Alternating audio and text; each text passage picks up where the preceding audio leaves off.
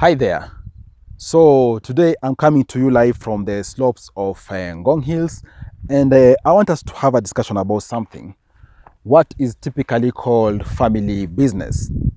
And I want us to talk about family business because there is a time I was driving by Ongata Rongai, and I saw Tusky's supermarket. It is a shell of its former self.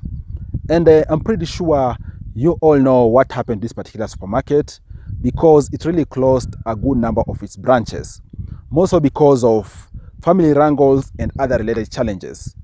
That's why I want us to talk about family business in the light of how ideal should people run family businesses out there. And of course, we've all seen those challenges in Kenya, for example, talk about Tuskys, talk about Nakumat, and even other businesses out there, whereby they've been doing well for a good number of years, and then after some time, more so, when the founders are dead, it becomes a big challenge. So let's talk about that for us to be able to know how best we can run family business to perpetuity.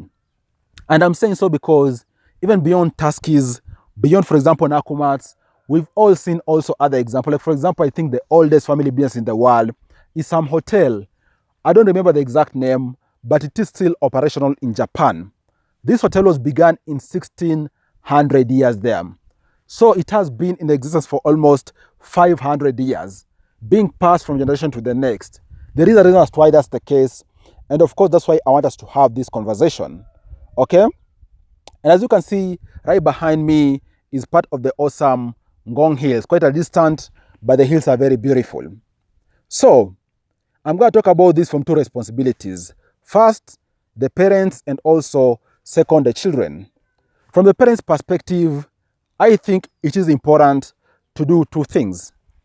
First of all, to assist your children to develop business acumen. What do I mean? Not everyone is born with business acumen.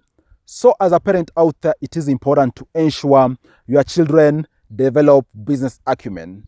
And I'm saying so because it is this business acumen which is going to assist them in their later years, for them to have interest in business, not just because someone is telling them to run a business, but because they truly have developed that particular business acumen over time. And then the second thing which is important for parents out there is for them to have a succession plan. What do I mean? At the end of the day, everyone out there is going to die, is a fact. So, as the original owners of a business, parents, it is important for us to ensure that our children have that clarity with regards to what is the desire for the business to continue running, and even so, what is the vision of the parents. In other words, the succession plan. And I'm saying so because without a succession plan, things can be quite difficult. So ensure you have a succession plan. This is very clear with regards to what your will looks like, so that that particular business you've worked very hard on for years can continue even after you are dead. Okay? And then, now when it comes to children, also there is key things which need to be in place, which need to be done for there to be continuity. First and foremost is that all the people who are descendants of any person in a given business, in a given family business, or are having stake in it, need to have the same vision. They need to be anchored using the same strategy. What do I mean?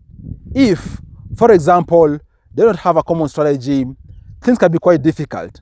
That's why a business needs to have a strategy. In other words, to be very clear with regards to where it is coming from, where it is going, and then ultimately, this is what is going to assist all those who are involved to work towards a common direction.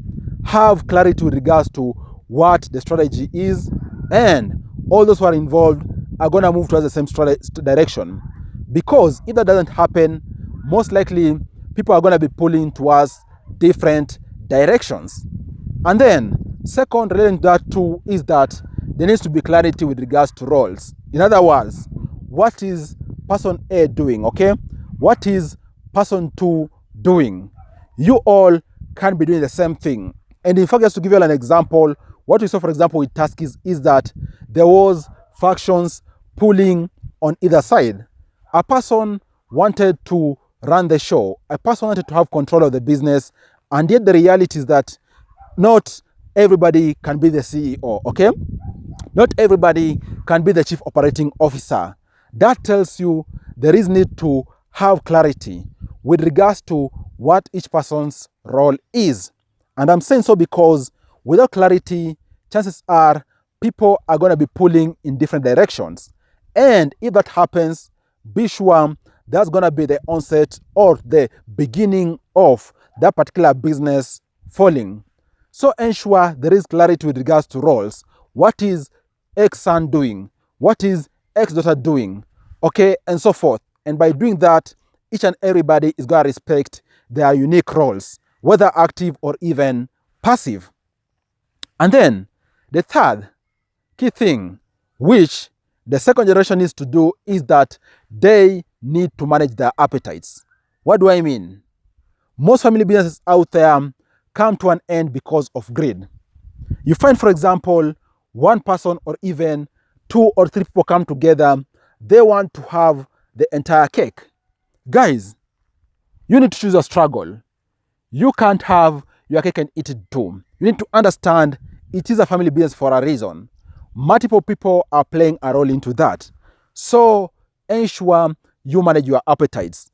You can't be greedy and expect things to do very well, because the onset of greediness is actually the start of falling of any family business.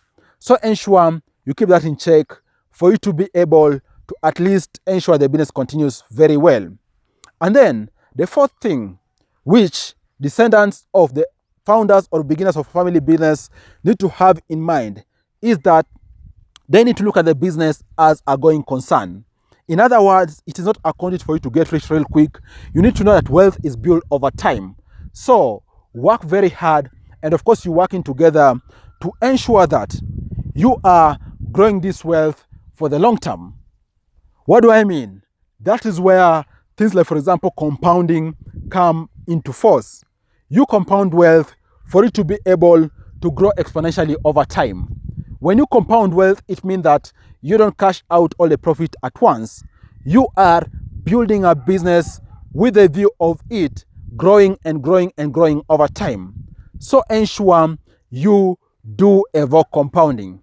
Don't be cashing out all the profits for you to share, because ultimately you won't have money to be able to plow back into the business for you to be able to amass more and more profits. So ensure you evoke compounding, and ultimately things are gonna be good. And then the fifth and last tip for descendants is that ensure you comply with all requirements, whether it is legal requirements and statutory requirements. Ensure you do comply with all the requirements, because if you don't, you are setting yourself up to become targets of authorities, and unfortunately your business is going to be on the route down. So ensure you do comply with all the requirements, and hopefully things are going to be good over time. What do you think about this video?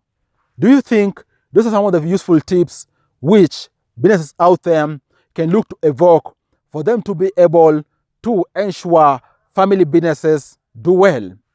Share that down below in the comment section. Let's continue discussing. Cheers, guys, and you all take care.